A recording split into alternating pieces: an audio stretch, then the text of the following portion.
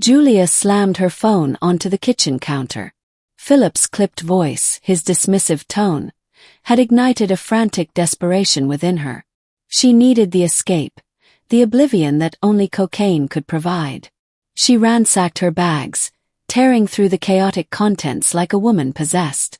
Hope flickered and died with each empty compartment, each forgotten trinket that wasn't the white powder she craved. Even her emergency stash of marijuana was gone, reduced to a pathetic, discarded roach in the ashtray beside her easel. She salvaged it, lighting the stub and inhaling desperately, the harsh smoke barely scratching the itch that clawed at her insides. "Fuck!" she hissed, tossing the butt back into the ashtray. The refrigerator was her next target. Maybe, just maybe, there was a forgotten bottle lurking in the back. Her fingers brushed against the cool glass of a Jim Beam bottle. It was almost empty, just enough for a desperate gulp. She poured the amber liquid into a glass, the clinking sound strangely loud in the silent apartment, and downed it in one go. It was 9:15 p.m. In 15 minutes, her band at the pub would be taking their first break. 15 agonizing minutes. She paced her small apartment, her mind a whirlwind of anxiety. She pulled out a dress, then discarded it for a pair of jeans and a white top, her hands trembling as she struggled with the zipper. She went to the bathroom, searching desperately for any forgotten joints, any stray crumbs that could provide a moment's respite. Nothing.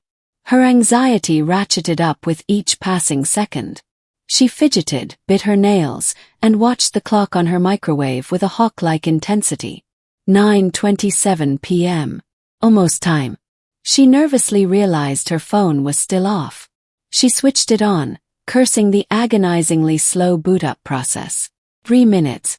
Very long.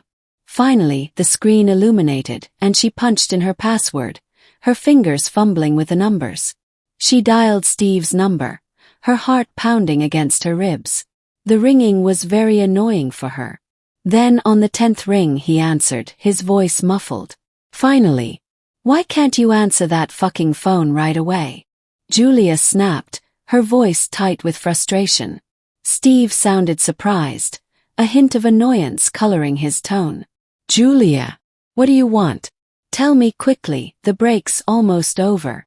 Do you have any white? Did you manage to get some?" she demanded, her voice barely a whisper. "What? Well, what do you want? I told you I don't want to hear from you until Monday. Leave me alone." And on the phone. "Seriously? Listen, asshole." Julia's voice rose, sharp and dangerous. "I'll be there in about half an hour, and if you don't have anything, there's going to be serious trouble. I'm going to tell everyone you came onto me against my will, and I'm going to tell Frank about your little side hustle. They're tired of you and your high horse. Do you want him to send Luca after you?" There was a pause, then Steve's voice, laced with apprehension. "Okay, listen, first of all, calm down, please. Where are you now? Maybe I have another batch to last you until Monday. Where the fuck do you think I am, fool? I'm at home, eating my fingernails in my fucking rabbit hole. Where else would I be? I highly recommend you give me that shit. I'm coming, and you'll give it to me during the next break." "Okay," Steve conceded, his voice barely above a whisper. "Okay, bye, asshole," Julia snarled, throwing the phone down.